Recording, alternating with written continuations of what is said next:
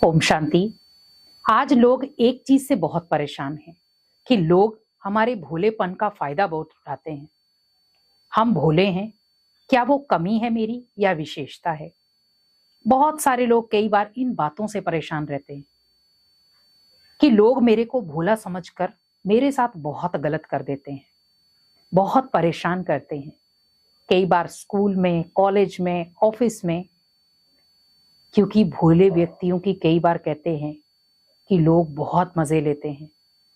लेकिन कहते हैं ना, जिसका मन भोला है, जिसके कर्म श्रेष्ठ हैं, उनका साथी भगवान बनता है। लेकिन कई बार पाप आत्माएं इतने पाप में मस्त रहती हैं कि वो उस आत्मा को समझ नहीं पाते, क्योंकि भोला व्यक्ति पाप कर्म करना ही नहीं जानता। तो भोलापन विशेषता है, आपकी कमजोरी नहीं। भोलापन आपकी ताकत है, शक्ति है, क्योंकि भोलापन जो है वो हमें बहुत सारे पाप कर्मों से बचाता है।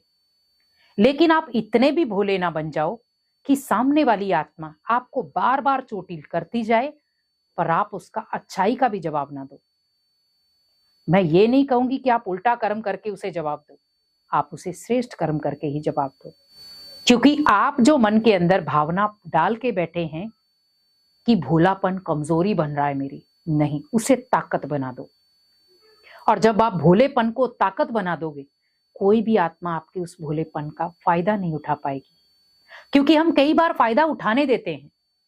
मान लो कोई गाली निकाल रहा है, हम वहां से निकलकर चले गए, वहीं खड़े रहो और उसकी बात को पूरा होने दो, और मन में इतने पावरफुल संकल्प रेखा, देखो भगवान कितनी अनजान आत्मा है, स्वयं के ही पाप जमा कर रही है और इसे ही उन पापों की सजा मिलेगी, हिसाब किताब भी इसे ही देना पड़ेगा, पर ये अनजान है। अब आप बताओ कि उस समय आप जो संकल्प क्रिएट कर रहे हो तो आप भोले, पर जो संकल्प क्रिएट कर रहे हो वो कितने पावरफुल है। वो आत्मा पाप कर्म कर रही है, लेकिन आप पुण्य कर्म कर रहे हैं। क्योंकि कुल मिला के अनेक आत्माएं जो आपसे लड़ाई झगड़ा करने के लिए आती हैं, ये कई बार आपको अंदर से झंझोरती हैं कि आप करो पाप कर्म, और हम कर देते हैं। मान लो सामने वाले ने गाली निकाली, तो आपको अंदर से क्या फील होगा, मैं भी निकालूं। तो क्या किया उसने? आपको श्रेष्ठ कर्म करने पे तो मजबूर नहीं किया ना, आपको पाप कर्म करने पे मजबूर किया। क्या हमें करना चाहिए था? नहीं। तो हमें हमेशा याद रखना है कि मुझे अपने भोलेपन को अपनी ताकत बनाना है, ना कि कमजोरी। क्योंकि भोला भंडारी भी हम भगवान को ही कहते हैं। तो जब भगवान पूरी सृष्टि का रचयिता, उसे हम भोलानाथ कहते हैं, भोला भंडारी कहते हैं, तो आप ये सोचो कि हम भी भोले हो गए तो क्या हो गया।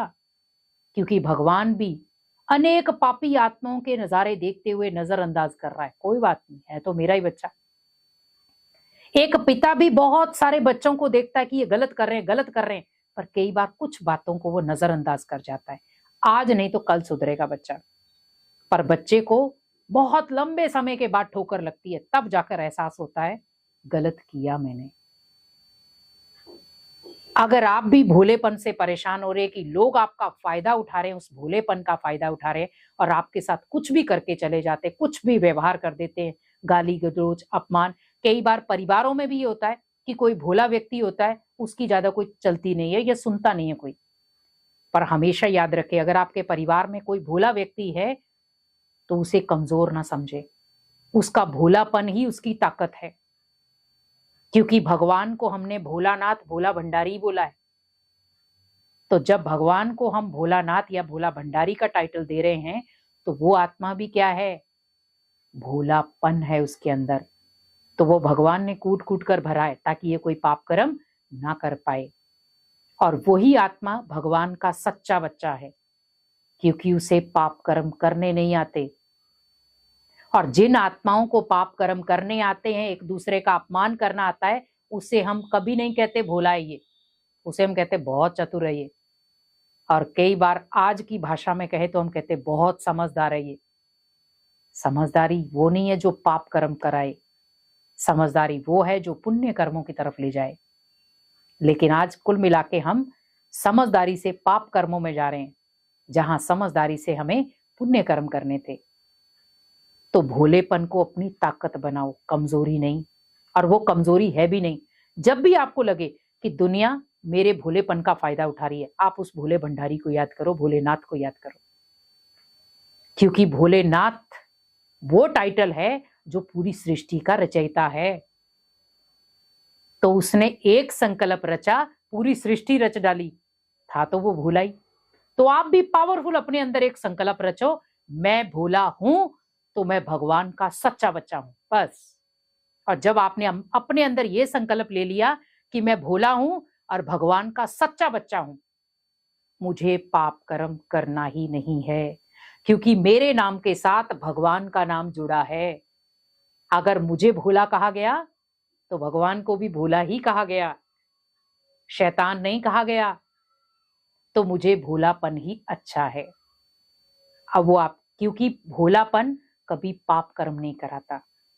और जिनको हम समझदार कह रहे हैं आज, वो पाप कर्म करते जा रहे हैं। वो समझदार नहीं है, वो अपने खाते में कार्मिक अकाउंट भरते जा रहे हैं, भरते जा रहे हैं। आज की दुनिया में भोलापन अच्छा है, जो हमें गलत कर्म नहीं कराता, पाप कर्मों की तरफ नहीं ले जाता, और गलत संगति में भी नहीं ले, और गलत संगति की ओर भी नहीं ले जाता। क्योंकि भोला व्यक्ति किसी भी गलत आत्मा का हाथ नहीं लेगा, साथ नहीं लेगा। ठुकराया सब जगह से जाएगा वो, उसे अकेलेपन का भी शिकार होना पड़ेगा। क्योंकि भोले व्यक्ति को लोग समझते कुछ नहीं। लेकिन अगर आपको कोई भी अपनापन नहीं दे रहा है, आप भगवान से अपने सर्व संबंध जोड़ दो। जैसे वो भोलानाथ, भोला भंडारी, वैसे आप भोले। तो भोलों का भोलानाथ है। तो आप अपनी सारी चिंताएं, सब दुख उसे सुना दो।